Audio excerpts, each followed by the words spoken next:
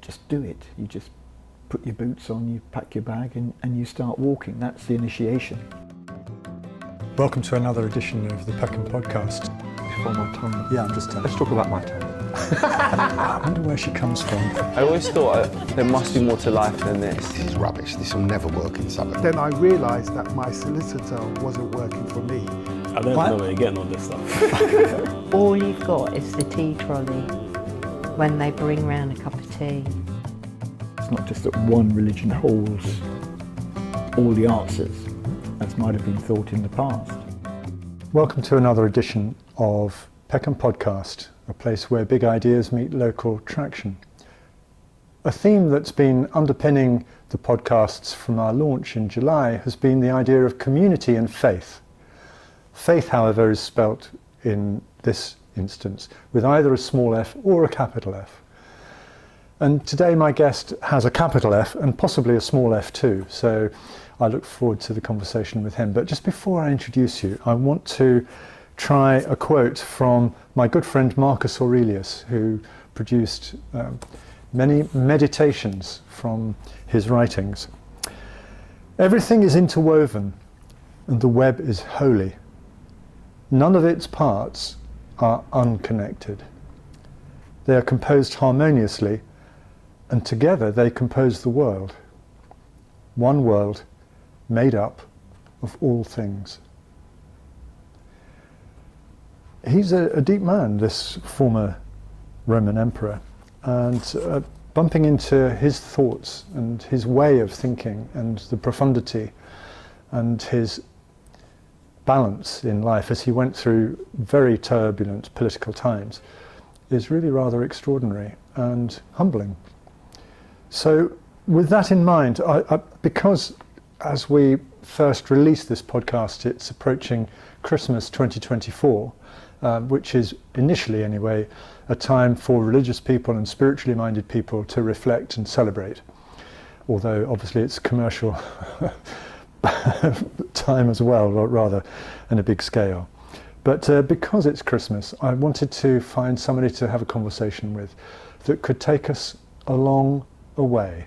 And Nick Dunne is a pilgrim.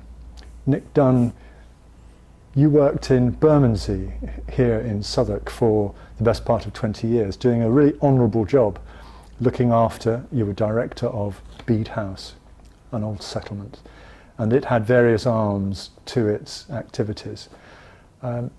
Just welcome on board, Nick. It's lovely to share this conversation with you. Tell us, to begin with, about that work at Bede and the range of activities that you looked after. Thanks, Chris. Yes, really good to be here. Thank you. Bede House, we were founded in 1938 as a settlement, so it was one of the newer settlements. And the brief that attracted me, I think, about it was deeply rooted in the community.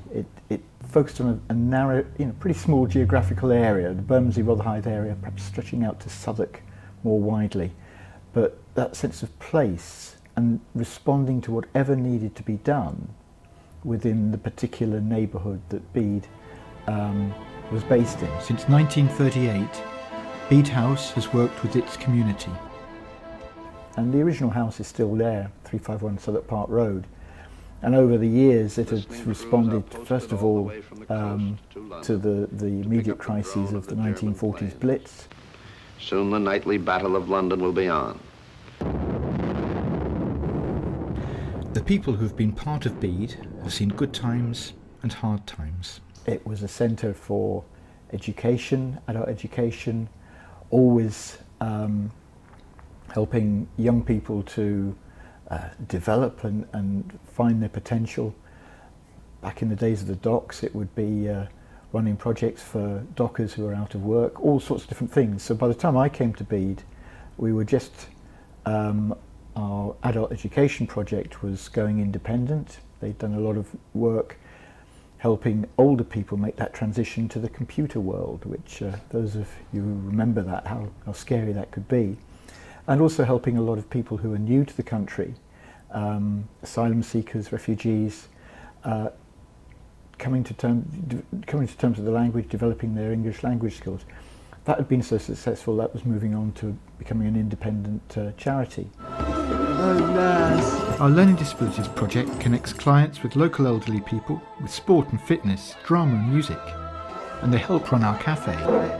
And that, in my time then, allowed our work with people with learning disabilities, helping them find a role in the community where they could give as well as to receive, according to their talents and abilities and interests. When I arrived, a very small, but it grew considerably, project to help people who were experiencing domestic abuse, domestic violence. The taboo had only really just been broken in the couple of years before I came, and so when Sure Start was made available through the Labour government at the time, that provided the sort of funding to develop that work and to reach many, many more people.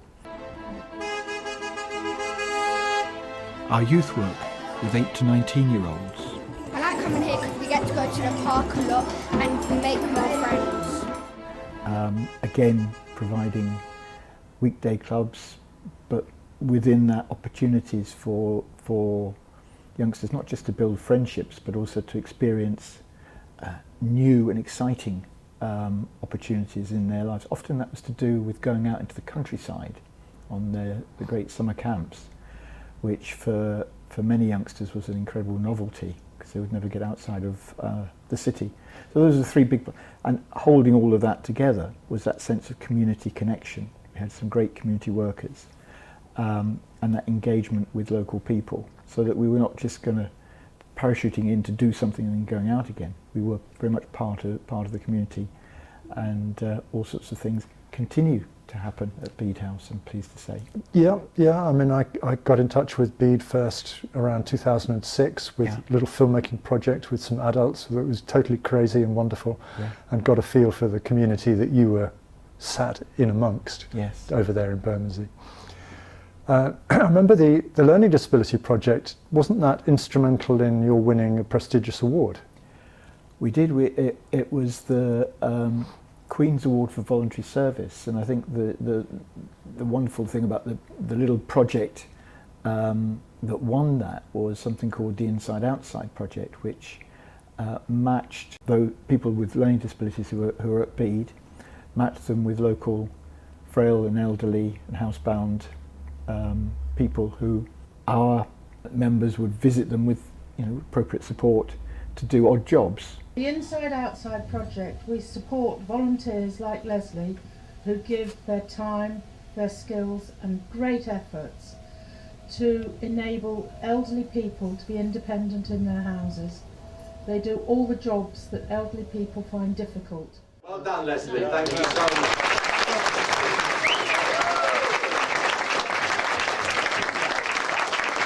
I think the thing that really impressed me more than anything was that by doing this project, you were filling a gap that the statutory services couldn't fill. But mainly what you were doing were putting two vulnerable groups together and actually giving cohesion to the community. So it wasn't this sort of negative stereotype about people who are needing aid, needing this, needing that, needing the next. Yes, people had disabilities and difficulties, but it's about playing to people's strengths and getting those talents, matching them up, connecting. And it was one that, as you said, won the Queen's Award for Voluntary Service, and we were delighted about that and very proud of it. Yeah, it's a feather in Bede's cap to have been recognised. But what a brilliant idea. In the end, as with all really great ideas, it was a very simple thought. But finding the simple thought can be hard. Absolutely. So it's sort of paradoxical, isn't it? It is. You must look back on all that with great fondness and I wonder, a slight sense of amazement that A, it was as positive as it was, but B, it's gone, because that period's now behind. I'll pick out the phrase from the wonderful wartime song that Mary, you so brilliantly introduced, was to give love and laughter and peace ever after when the world is free. And what Bede does, what Bede is here for, is to make sure that whether you have learning difficulties, or whether you have a disability, or whether you have had a difficult relationship, or whatever your background, or whatever your circumstances, or whatever your income, you can have that love and laughter that can liberate you to be the full citizen, which gives you status that's the same as any kings and princes who walk down the aisle for weddings in St Paul's Cathedral. And that, Nick, is the tribute to Bede. And I just want to say that that is a contribution without price, without price. But I hope that all of us who have any influence will be so inspired by tonight that we will go on supporting you in whatever way we can, so that there will indeed not just be 70 years, but there'll be 80 years and 90 years and 100 years. Not for the sake of it, but because it changes lives. And once changed, they can never be changed back, and they're always being changed for the good. So thank you, Bede. You have given the most fantastic contribution.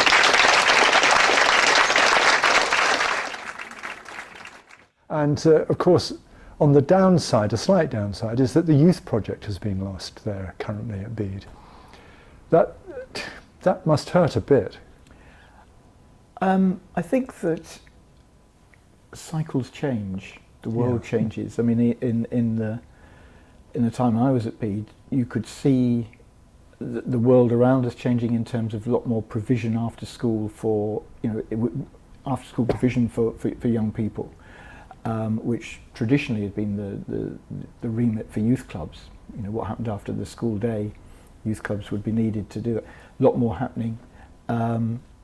There was changes to the housing on the Abbeyfield estate where we were based. So once Bede House, great big tower block, was emptied ahead of refurbishment, which never quite came.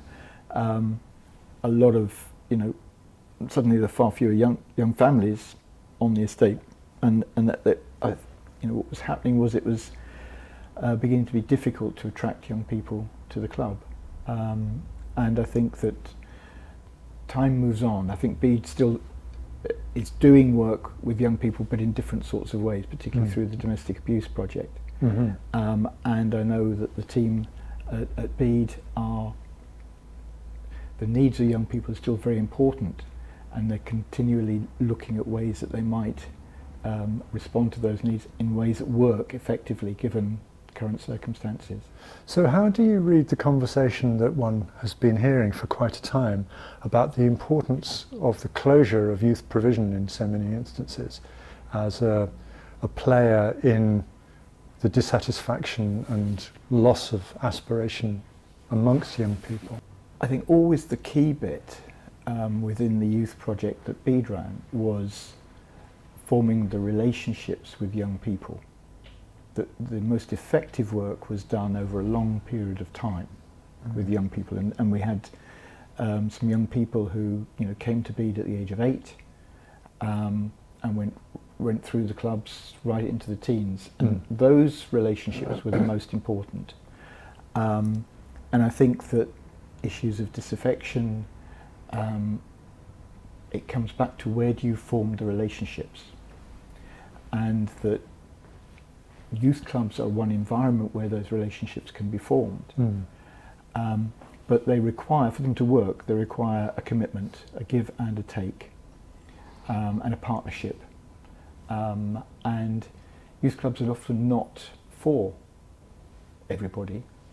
Some people just want to have an experience, a sporting activity or something like that, and that's all that they need. But I think for each generation, youngsters growing up, it doesn't change. The story doesn't change. Every young person growing up, all of us, need to form those positive relationships with people who are a bit older than themselves, who can guide them through the way. Youth clubs are one medium, but it's not just the club. It's about what goes into the club, and it's the relationships that people are able to form within those clubs, the important things. Yeah, well, you're so right. I mean, I have a group of friends that I see a few times a year, and those friendships formed in my teens. And we lived in the same small area in a small town. There was a youth fellowship attached to a church, and the three of us of about 5, 3 of us were at the same grammar school at the time. So there was an overlap between daily, usually daily meetings at school, and then weekly social. And the weekly social experience at the youth club, where there was quite a lot of structured input, as you were intimating, was a factor. That did apply. So I guess that's a straight win for me in my life through the long thread of it. Interesting. So you're not quite so disillusioned by the fall off in youth provision as some people are, and you see that schools and whatever are providing the means for relationships and activities. I'm not well enough in touch with the circumstances of teenage youngsters now as I was perhaps 10 or 15 years ago, because I don't move in those circles now, so I can't really give a sharp assessment of where we are. But that the ingredients don't change, and that's about forming positive relationships with one's peers, and then with wise adults to guide you. How that's done, whether that's in youth clubs, whether that's in other settings, sports, whatever. The important thing is the quality of the relationships. I think in more general terms, and this is something that one does recognise in wider society, and young people inevitably be affected by this, is that we're much more individualised society now than we would have been 30 or 40 years ago. And so all civic collective groups are seeing fewer people involved in that, whether that's your sports, your cricket clubs, your football clubs, your youth clubs. We're going to talk a bit later on in terms of the dropping off, the reduction in the number of people involved in church communities now compared to 30, 40 years ago. That we're a much more fragmented, atomised society, because for a number of different reasons, and that's been going on for some time. So how do you, and that's got lots of strengths, but it's also got lots of weaknesses as well, one of which is where you get that fabric that brings people together in a tangible way to form healthy and positive communities. Yeah, fragmentation. It's curious, isn't it? Because we've got a multicultural potential society, but perhaps we have an archipelago of cultures rather than a homogeneous, albeit incredibly complex, single unit. It's sometimes people get cross with the mother nation for not helping people assimilate and integrate, but that has to be a two-way thing, doesn't it, really? The people who are new to these isles, it works well if they come with an intention to bed in and open up to whatever it is that we are, that life here is. And that becomes a very live factor. This summer produced disturbing scenes. Political responses have been interesting, to put it mildly. We won't go there. And then, just thinking of other very large events, the Church of England this autumn lost its Archbishop over something that has previously bedeviled the Catholic Church, and it is clearly a huge issue for the Church of England. And God willing, as one might say, it'll all move on. But it needs leadership, and very enlightened and a firm hand at the tiller somehow, whoever comes forward.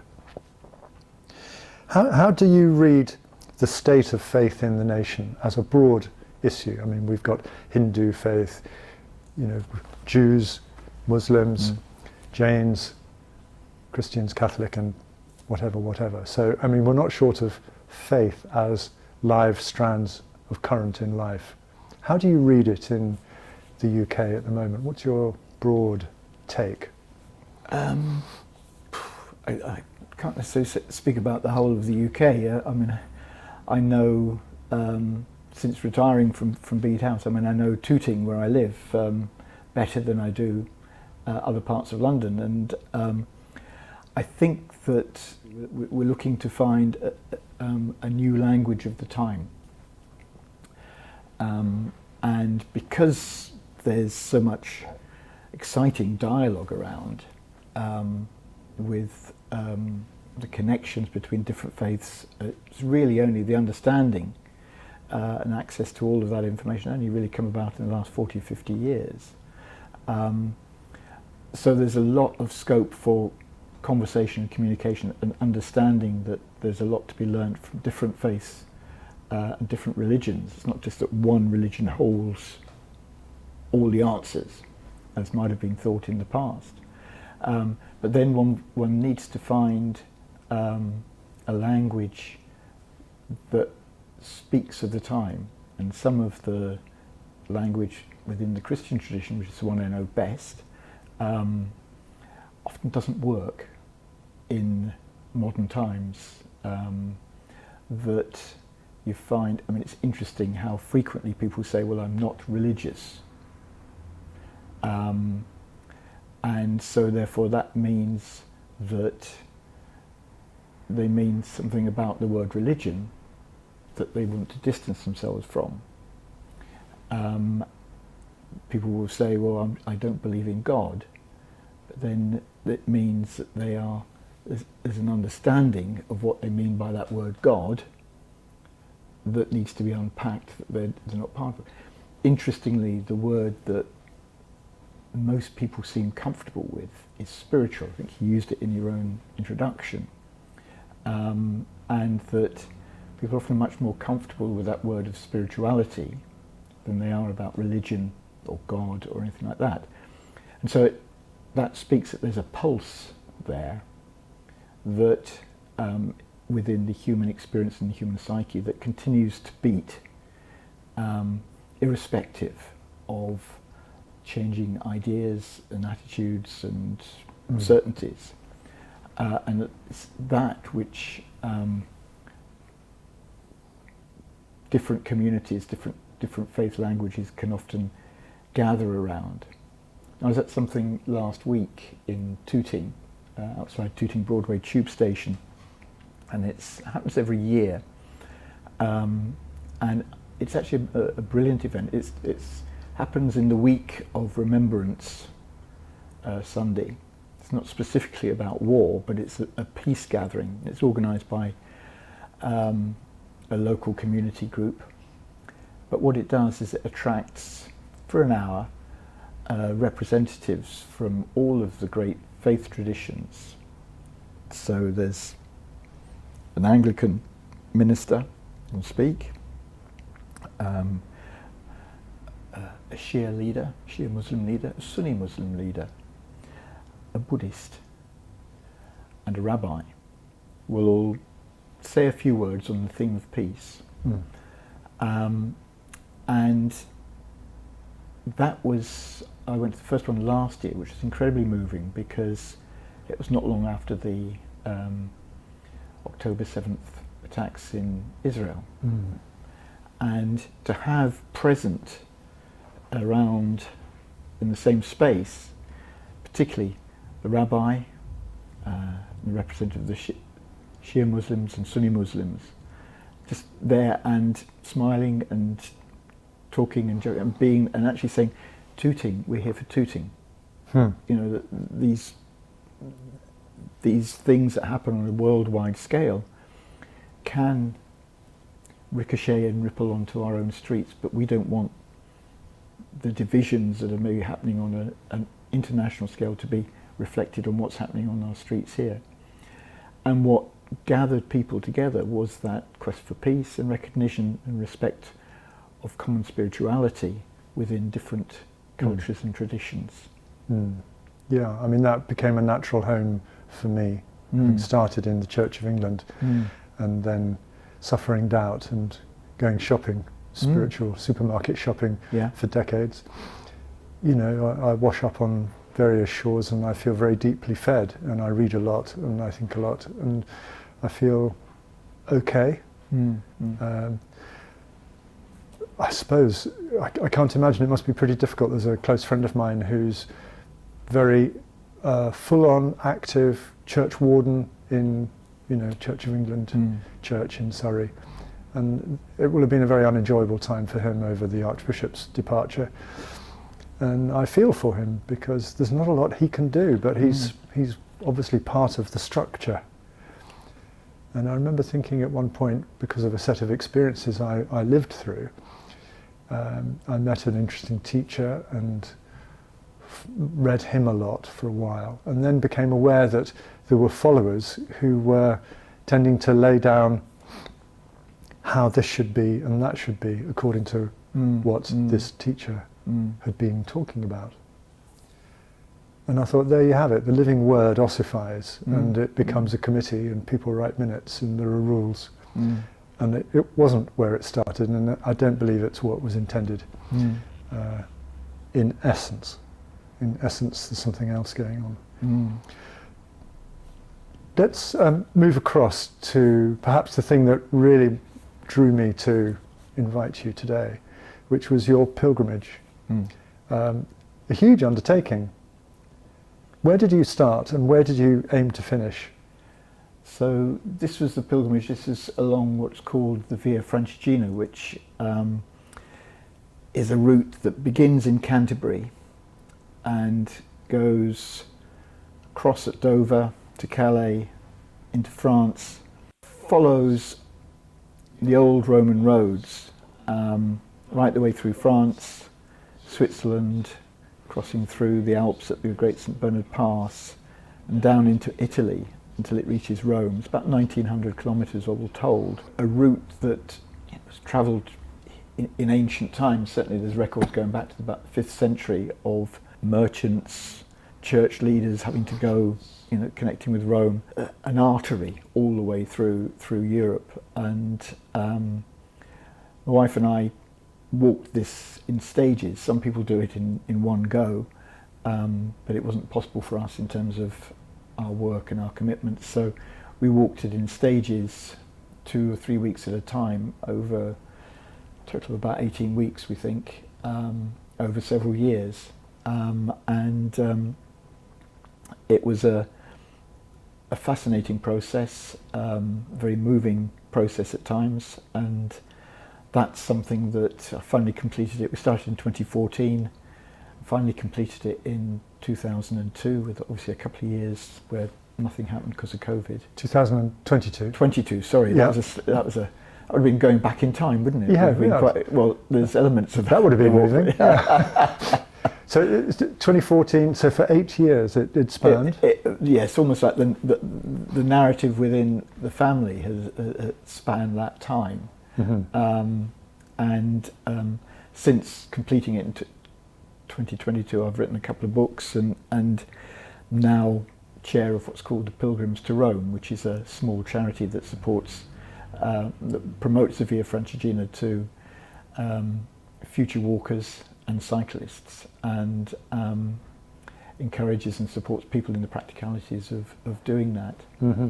It's not particularly well known, but it is part of that sort of Camino movement, which has gained popularity over the last 20 years in particular, and so which is now much better known in terms of that pilgrim route to Santiago de Compostela in Spain.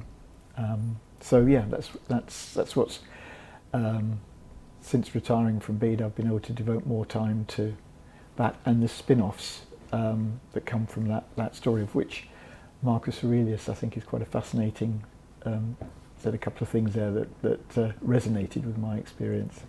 Right. It's interesting, the time that church attendance might be dropping, well, it is. Yeah. Pilgrims are on the increase. I think that's right, and I think for me, I think the reason why the numbers are increasing is that, as I said earlier on, that concept of spirituality is there. People don't want to be bound by their what could be perceived as a constricting identity, but people are open to the notion spirituality and want to feed and develop that side of their experience in nature, and choosing to spend time on an ancient pilgrim route carries a narrative that connects with that spiritual quest, that idea that people have, that a particular route not just there for a military or commercial purpose, but there was a strong spiritual intent held by many of the people who would travel that route. And that dimension of the story of something like the Via Francigena or the Camino, or indeed, if you use your imagination, the Old Kent Road, which is not far from here, which was the start of the great pilgrim route between London and Canterbury. And if you can begin to imagine, be drawn to the Old Kent Road as holy ground, then you're entering some fascinating territory, if you like. But I think that's one of the things that attracts people. Also, I think now people are drawn to the idea of physical challenge, the popularity of running marathons for a good cause. So the physical challenge of walking a long distance pilgrim route speaks to the time and the attraction. And I think factors like that, the drawing to the historical narrative, the physical challenge, but that thing that you don't have to go through any sort of great initiation ceremony, you don't have to go through baptisms or programs or anything like that to become a member of a faith group. You just do it. You just put your boots on, you pack your bag, and you start walking. That's the initiation. And the interesting thing is that as people, many people who make those journeys are often, you touched on it yourself, the trying to make sense of,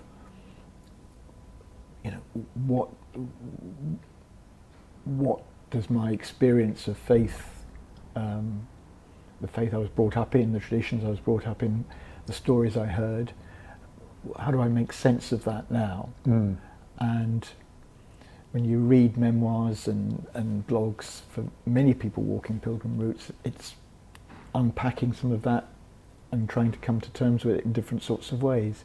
So it becomes a faith journey, not necessarily about faith as certainty, but dealing with and exploring uncertainty, finding within that what you can trust. Because another word for faith is trust. If you say you've got faith in somebody, it means that you trust them. Doesn't mean in that definition subscribing to a certain canon of rules and regulations or certainties. It's about trust, and that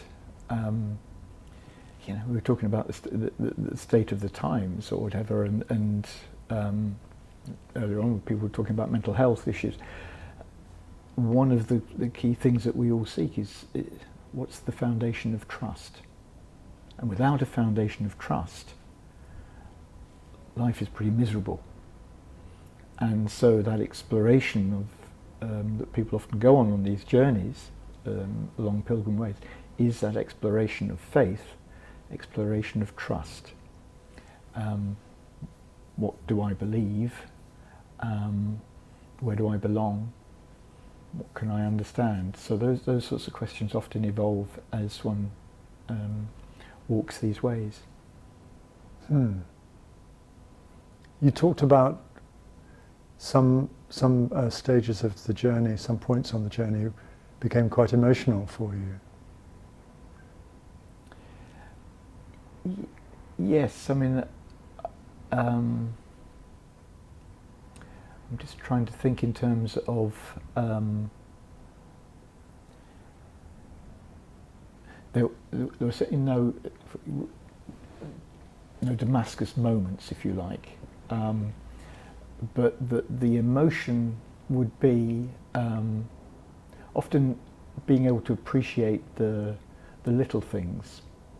So one of the things is that if you, and particularly if you walk by yourself, and I did a couple of weeks, separate weeks on this walk to Rome, I did walk by myself. My wife Fiona walked most of the route with me, but for a couple of weeks I did it solo. The process of walking, and walking in a foreign land, and going into countryside that is often quite remote, you make yourself vulnerable. You make yourself vulnerable. And that's an important part of the process. You're away from your certainties, you're away from your comfort zone. And so you then do become much more sensitive to the knockbacks that you can get, but also the acts of kindness as well. And I think that certainly those times where you feel very much an outsider, you're not speaking the language, you're not you're feeling pretty tired, you may be pretty wet after being caught in heavy rain all day. And that moment when you actually get somebody who goes out of their way to speak to you just for a few minutes, or offer you a cup of coffee, those become really, really important. Just like, if you're walking through the French countryside, and going through great distances, and perhaps not see anybody during the course of that day, and you see in the village ahead, you see a church spire, you think, church, something will be happening there, there'll be a big community there, and you get to it, and the church door's locked. And that sense of disappointment, you almost take it personally. But those things, because you're, that physical effort, and you're outside of your comfort zone, you become much more tuned into those sorts of things, and the few words that you have. And of course, for me, that was important, because when you come back to your daily life, you realise what it's like to be outside the life that you take for granted. And so certainly what I've been tried to do, having had that experience, is be much more attuned to the people who are on the edge of things. So if there is somebody, for example, who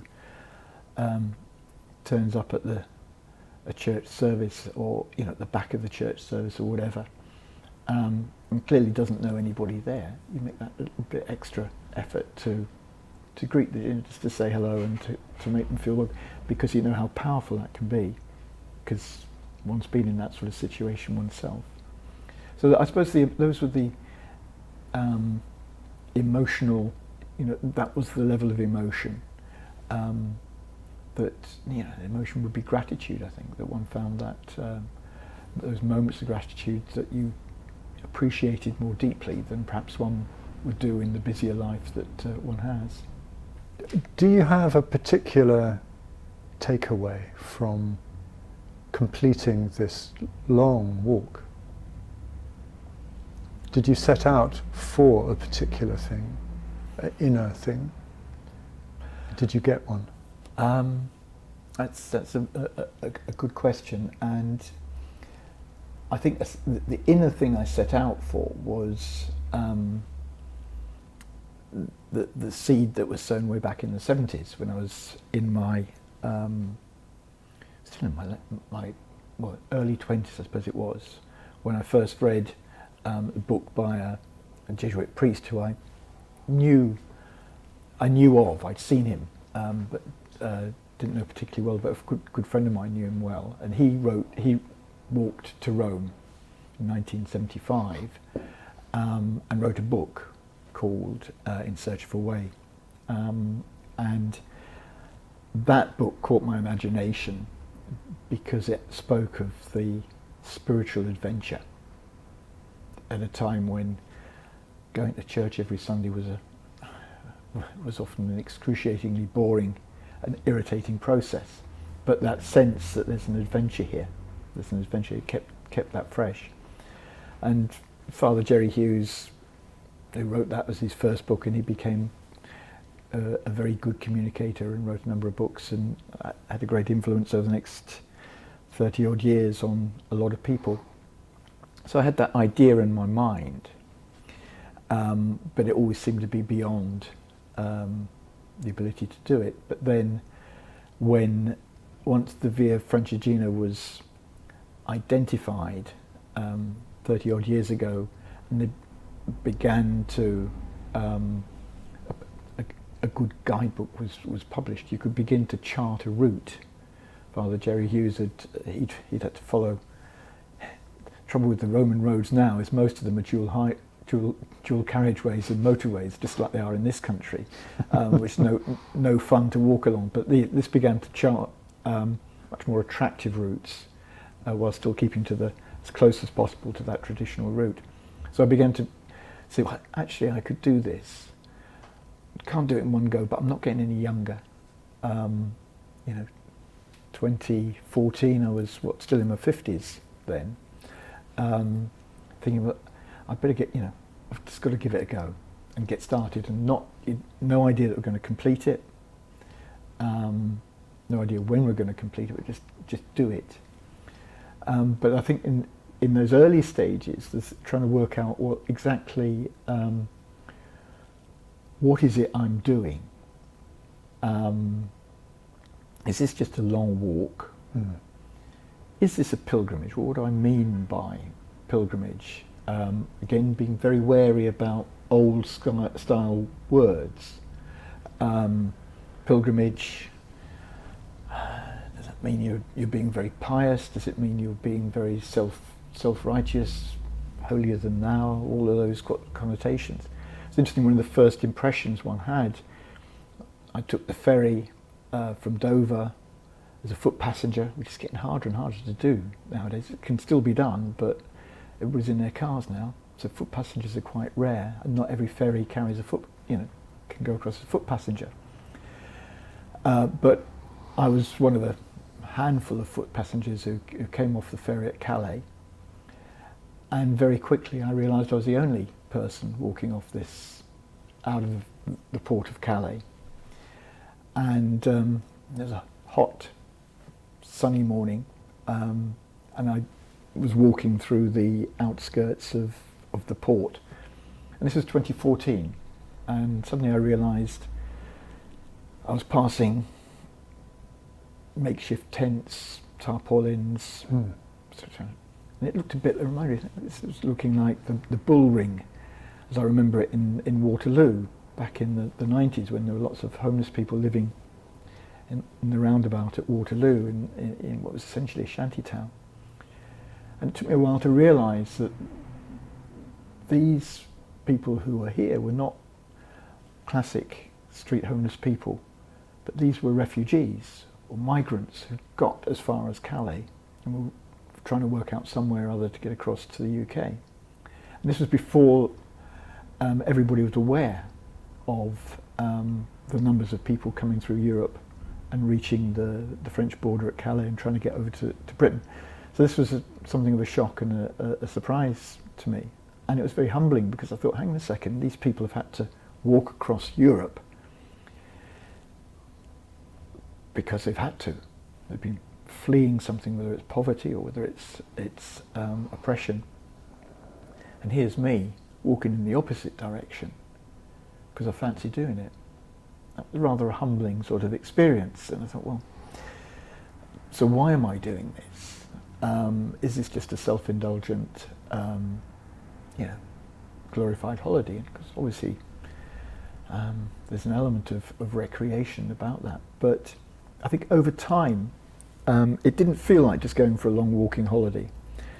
Over time, certain things began to crystallise as to what was happening on this process. That made me conclude that yes, it is a pilgrimage. It's not just a walking holiday that I'm doing.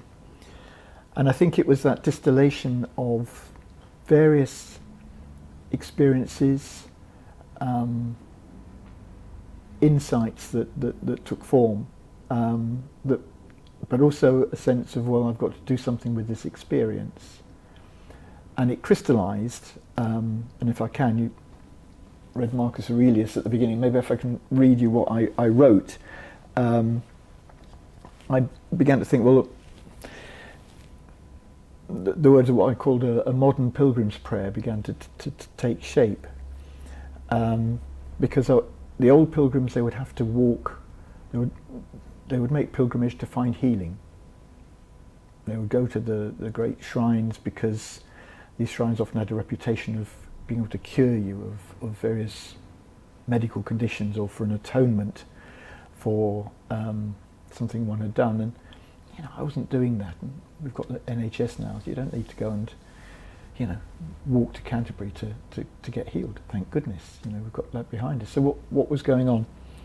So I wrote these words, and they seemed to make sense to me as to why I was doing this, and I'll just read them now. And it said, "Why go on pilgrimage, dear friend, now that doctors, not saints, heal our ills?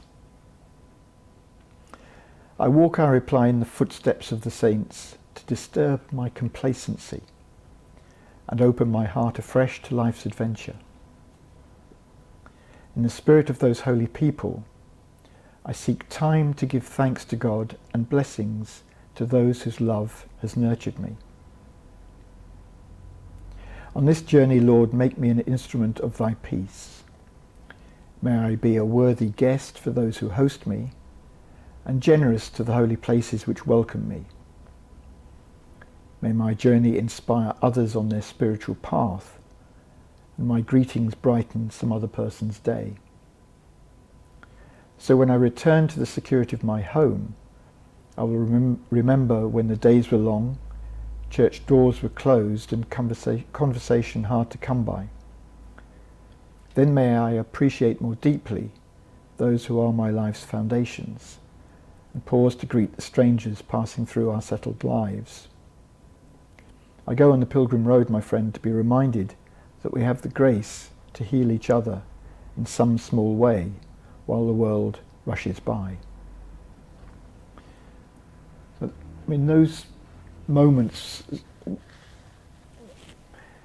some of that came from me realizing that having the identity of a pilgrim moving through these different places, I also had an agency.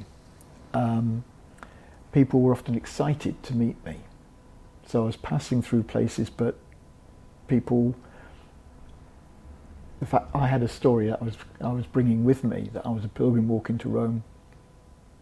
That was interesting, that was exciting to people, and made life more interesting for them. But also sometimes I was, because I was not tied into the structures and routines of the places I was passing through, sometimes I could then connect with people who were outside of those themselves. So I remember one day, it was a Sunday afternoon, and walking through French villages just at the edge of the Champagne region, and there's nothing happening in these villages. They're deserted, they're empty. But every now and again you'd hear voices coming from behind a garden fence, and people were gathering on a Sunday lunchtime for Sunday lunch, and families were things, but nothing on the streets, vast empty area. I remember I stopped outside a church to eat the sandwiches, nobody else around, until an elderly man into his 80s came in, nodded to me, wished me bon appetit as he saw me eat my sandwich, and went to stand beside a grave that was in the small graveyard beside the church. And spent a few minutes there, and he came back and he started to talk to me. Now, he was speaking French. I can just about decode French. I'm no speaker of French. But this man began to talk to me, and he began to tell me about that he lived about a couple of kilometres away, that he'd lived all his life in this area. It was one of his relatives, his brother, that was buried there. He had a son in the city. But what struck me was, I thought, hang on a second, I mean, this man's lived his life here. Why isn't he in with one of those Sunday lunch crowds? He was here by himself, paying respects to a relative he'd lost at the church, the church was closed, and he said, well, it's always closed. But he wanted to spend time talking to this bloke who clearly didn't speak French to any degree and could hardly give a proper conversation to him, but I had the time to listen. And that was that sense of you're giving back when you're on that journey in a way, because you're outside of the structure. You can be useful. So that was, some of that that was coming through when I put those words together. Oh, that's really interesting. So, you stepping outside the comfort zone, you're stepping outside structure and habit, and you're opening yourself up. And hello, life. Yes, absolutely. So, walking into Rome, did it conclude with attending a service at St. Peter's? It did. I mean, walking into Rome was an interesting bit. We didn't walk all the way into the Vatican because we realised that the path that we were following was drawing us along this busy 4-lane highway without a particular pavement along the side. So once we got, it's a bit like walking up the A3 to come into into London. So we cut it short, and once we were inside the boundaries of Rome, if you like, we got the train and got into the Vatican in good time and in one piece. It's not easy walking through the Italian cities because the pavements are an absolute shambles if they exist at all. But the service that I went to, I had planned it, and this was April 2022. And I'd found out that the Pope, when he's in town, when he's not travelling, gives a weekly audience. What's a weekly audience? Well, basically, it's a couple of hours where he holds a ceremony where he'll give a sermon on a particular topic. To those who have gathered, and this was the first one he was doing in St. Peter's Square, in the open air St. Peter's Square, since the lockdown had ended. The restrictions were just being wound up. There were still one or two around, but April 2022 they were just being wound up, and so this was a big moment. So I thought I timed the arrival in Rome to coincide with one of these audiences, and you just have to be organised. You have to, you write ahead in advance to register it, and you get a ticket, but you don't pay anything. And it was quite a wonderful moment, really, because I've read a lot about Pope Francis's life and respect very much in terms of how he earned his skills to earn this high leadership position, but also a lot of what he's trying to do and trying to make changes within the Catholic Church, but equally so recognising that this is an organisation, a phenomena that has 2,000 years worth of history and tradition, and change is a difficult process. But I think he's trying to address some of the ills that have been part of that institution. But anyway, so being present in that huge crowd that was there, and to see the Pope on his Pope-mobile going round, and the thing that struck me was how much he was enjoying it. That he was a man who made eye contact with people in the crowd. And this wasn't an exercise that he was going through because he had to do it. It was because he was clearly enjoyed connecting with people, even in that sort of transient sort of way, which is great. So I, seeing Pope Francis for real, if you like, did enhance my opinion of him considerably. And in fact, was like a proper bookend, because when you began in Canterbury Cathedral, I believe there was somebody in a chapel. That's right. We made a point of arranging for a blessing by one of the clergy at Canterbury Cathedral, and this was Reverend Julia Butterworth, who was saying the early morning service on the Saturday, I think it was, 8 o'clock. And this is a great thing. It's a great secret that the best way to see these great cathedrals, these great churches, is to go to a service. I mean, people pay large sums of money to queue up and go in with the crowds into St Paul's Cathedral. Well, if you go to a church service, usually you don't have to pay, but you've got the opportunity to appreciate this place. And at 8 o'clock in the morning, there was only about a dozen of us in Canterbury Cathedral for this early morning service, and we were in a little side chapel, and we were waiting for Reverend Julia, who was going to give us the blessing. She was saying this early morning Eucharist, and we're waiting for her to arrive, and I saw this man, sort of middle-aged man in a sort of jacket, hurrying along to the service, and he came and sat down beside me, and I thought, well, maybe he's a bit of a visitor here. I'll keep an eye on him. I've been to one or two of these services before. I'll just make sure he's looking for an order of service, and he didn't manage to pick one up. But anyway, I kept an eye on him, but he seemed to be quite comfortable. And you reach a moment in the service where the sign of peace, which before COVID, everybody would shake hands, so I shook his hand. And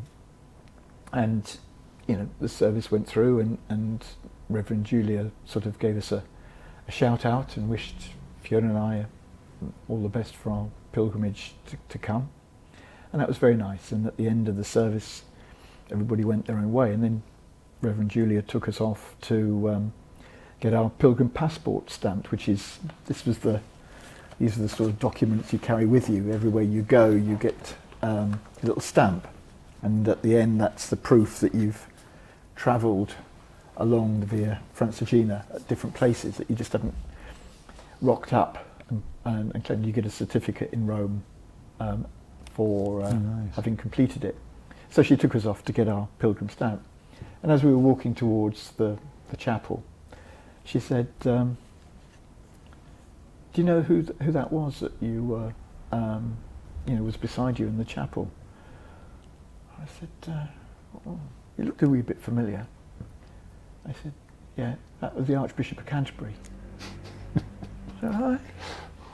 And this was not long after he'd been appointed, and we were just after Easter, and she said, "Yeah," he said, this is like the week after Easter, I think. He comes to Canterbury almost like in his days off. He's trying to get a bit of a break after all of the formal services. So he's there in sort of civilian clothes, and he just comes along to the morning service, and he tries not to be recognised because he wants a bit of a break. Yeah. But I thought, goodness me, that was quite a lovely way to start the pilgrimage. And again, fair play to him as a man. No airs and graces there. I'm just, I'm just an ordinary bloke with a difficult job.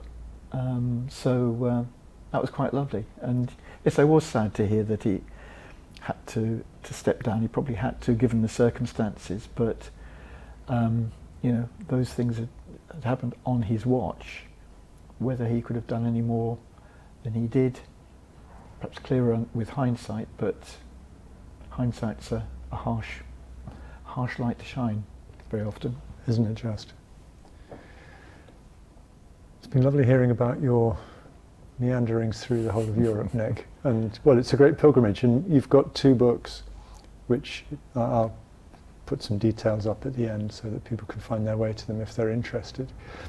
And I know that I'm about to go and hear a talk of yours next week looking forward to that. Will you do more? Yeah, I will. There's one more book I pledged to write, because these two books have only just got us across the Alps, so Good and Lord, into come Italy. on, man. I'd better get a move on. Yeah. But yeah, there's one more book to do, but it's a journey, it's a narrative, and I think it's a rich one, and I'm still learning from it. I'm still meeting interesting people and having interesting conversations with people, which is the stuff of the journey. You go on these pilgrim routes, you meet people for the first time, and very often you have very profound conversations with them very quickly, because you're on a pilgrim route. Yeah, long may that continue. It's food, isn't it? It really feeds me. Absolutely right, yeah. Nick, always a pleasure. Chris, thank you very much indeed. Thank you.